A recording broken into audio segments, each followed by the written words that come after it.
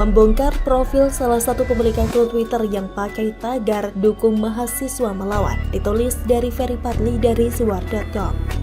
Sebelum kita lanjut, jangan lupa subscribe dan nyalakan loncengnya agar Anda menjadi yang pertama mendapatkan informasi dari jurnal terupdate. Penulis lumayan sering buka Twitter, kadang untuk cari informasi mengenai bulu tangkis, kadang juga untuk lihat-lihat bagaimana situasi politik Indonesia terkini. Di pagi ini, 8 April, gak sengaja lihat tagar yang lagi trending. Adapun bunyi tagar itu dukung mahasiswa melawan. Hal ini tidak lepas dari rencana mahasiswa yang mau demo pada 11 April 2022 mendatang, yang mana unjuk rasa itu akan digelar di depan Istana Negara dengan membawa tuntutan menolak perpanjangan masa jabatan presiden atau dengan kata lain menolak pemilu 2024 ditunda. Para mahasiswa itu sepertinya kebanyakan main game domino sih, serta nonton film Korea, sehingga kurang mendapatkan asupan informasi terkait kondisi politik tanah air terkini. Lalu Presiden Jokowi sudah berkali-kali mengatakan tidak mau jadi presiden lagi pasca 2024 nanti, karena itu melanggar konstitusi. Begitupun dengan para menteri, cuma Luhut doang kerasa gerusuk bicara soal penundaan pemilu. Dan setelah ditegur oleh Presiden Sasi dan Kabinet beberapa waktu yang lalu, Menko Marves tersebut juga manut kok. Jubir Luhut Jody Mahardi mengatakan bosnya itu selalu patuh terhadap perintah atau arahan presiden, termasuk soal perintah untuk tidak bicara lagi soal penundaan pemilu. Ia akan patuhi itu. Ya pasti Pak Luhut patuh kepada arahan presiden, ujar Jody seperti yang dilansir oleh cnnindonesia.com. Juga fokus dalam bekerja untuk menangani kesulitan-kesulitan yang dihadapi oleh masyarakat sesuai yang diperintahkan presiden kemarin. Lanjutnya lagi, artinya apa? Isu penundaan pemilu ini sebenarnya sudah kadaluarsa dengan sendirinya, tidak menarik lagi untuk dibahas apalagi dibicarakan. Para mahasiswa masih juga mau menggelar demo dengan mengusung isu basi itu. Kaget takut haus apa di bulan puasa? Atau jangan-jangan gak puasa? Nah, yang ingin penulis bahas di sini bukan soal rencana demo itu sih, karena demo mahasiswa biasanya begitu-begitu saja polanya. Sering anarkis, merusak fasilitas milik negara, dan ada juga yang memukul polisi yang sedang berjaga. Namun ketika dipukul balik mulai melakukan playing victim dengan mengatakan telah terjadi pembungkaman terhadap mahasiswa, kriminalisasi aktivis, dan lain-lain. Padahal polisi itu juga manusia, punya rasa, punya hati. Kalau demo dilakukan secara tertib dan damai, mereka juga gak akan mau mengusik para pendemo. Kembali ke pembahasan semula, penulis tertarik untuk membongkar profil pemilik akun Twitter yang turut menggaungkan tagar dukung mahasiswa melawan tersebut. Tentu gak sampai ke data pribadinya yang mau penulis sampaikan di sini, karena tidak punya kemampuan forensik seperti CL, pemilik akun @xix, DGMBK, XIX. Hanya saja minimal penulis bisa mengungkap kemana arah politiknya. Kita ambil contoh dari pemilik akun @kang_comot yang bikin cuitan seperti ini. Alma matermu warna apa nak? Mengharu biru sekaligus bangga. Puasa bukan untuk bermalas-malasan, tetapi untuk bangkit menuju titik masa depan yang masih panjang dan perlu diraih bukan dikasih. #dukung mahasiswa melawan, #rakyat bersama mahasiswa. Ya, cuitan itu juga dibumbui dengan video mahasiswa lagi demo dengan backsound lagu berjudul Buruh Tani. Setelah penulis telusuri, ternyata pemilik akun Twitter yang menggunakan tagar dukung mahasiswa melawan tersebut adalah pendukung Anies. Yang ini dibuktikan dengan dia meretweet cuitan yang ada video orang-orang tersebut berebut salaman sama Gubernur DKI Jakarta di kampus UGM. Seolah-olah dia mau membanggakan Anies banyak penggemar. Padahal aslinya pengecut. Terbukti kok, saat rapat paripurna penyampaian laporan keterangan pertanggungjawaban atau LKPJ Gubernur tahun anggaran 2021 saja dia tidak datang.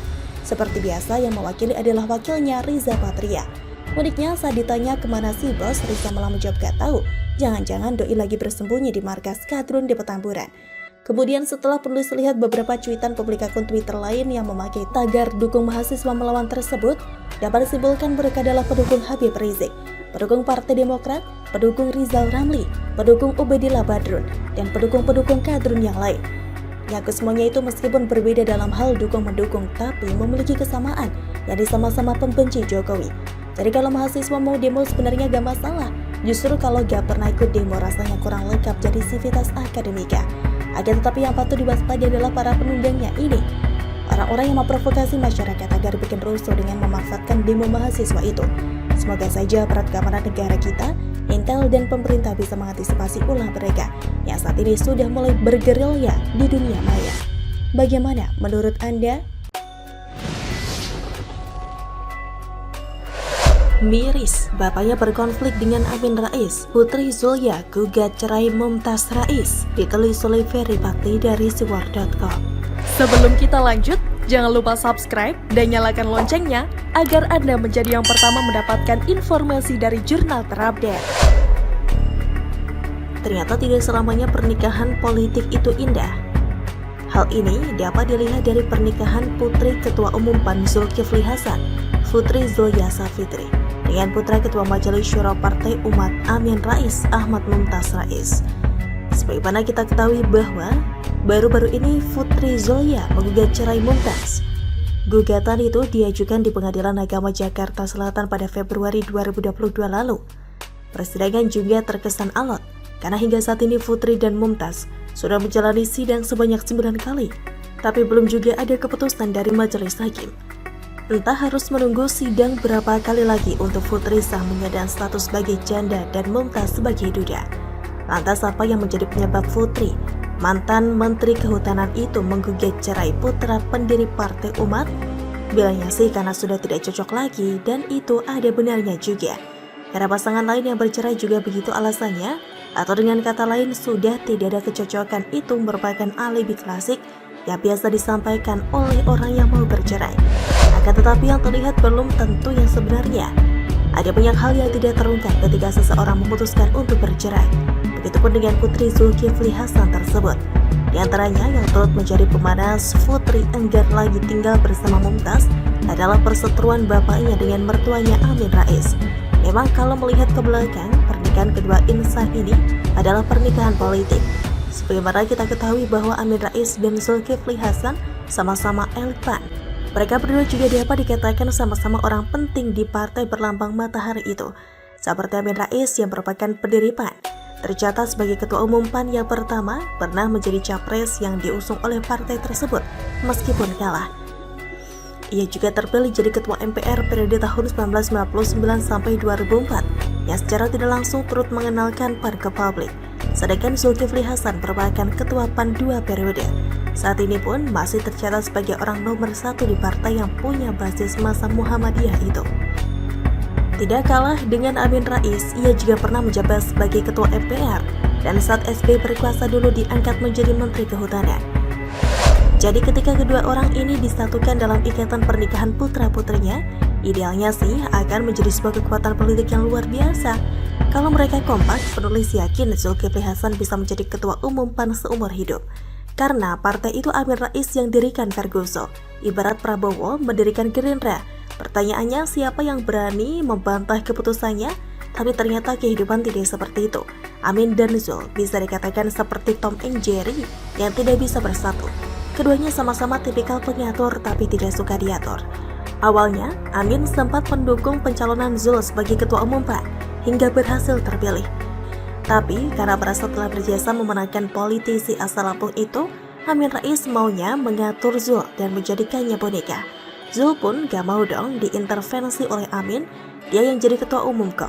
Dia yang seharusnya ngatur kader PAN, bukan malah dia yang diatur. Sama-sama keras kepala inilah yang menjadi awal perpecahan keduanya. Hingga saat pemilihan ketua umum PAN 2020 lalu, Amin memutuskan mendukung lawan Zul, yakni Mulfahri Harahap. Hanya saja ini juga yang menjadi tanda bahwa Amin sudah tidak punya kendali lagi atas PAN. Terbukti kader PAN lebih memilih Zul daripada Jaketum jagoan dia. Apalagi operasi penyingkiran terhadap Amin pun dilakukan secara perlahan. Pertama, jabatan politisi asal Yogyakarta itu sebagai Ketua Dewan Kehormatan PAN dicopot oleh Zul dan digantikan oleh Sutrisno Bachir. Yang kita tahu sendiri bahwa Sutrisno Bachir ini adalah pendukung Jokowi.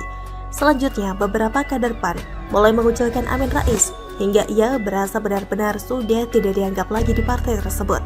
Puncaknya, Amin Rais mengaku sudah dipecat dari PAN dan mendirikan partai baru, Partai Umat. Tapi sungguh sayang, partai berwarna hitam itu layu sebelum berkembang.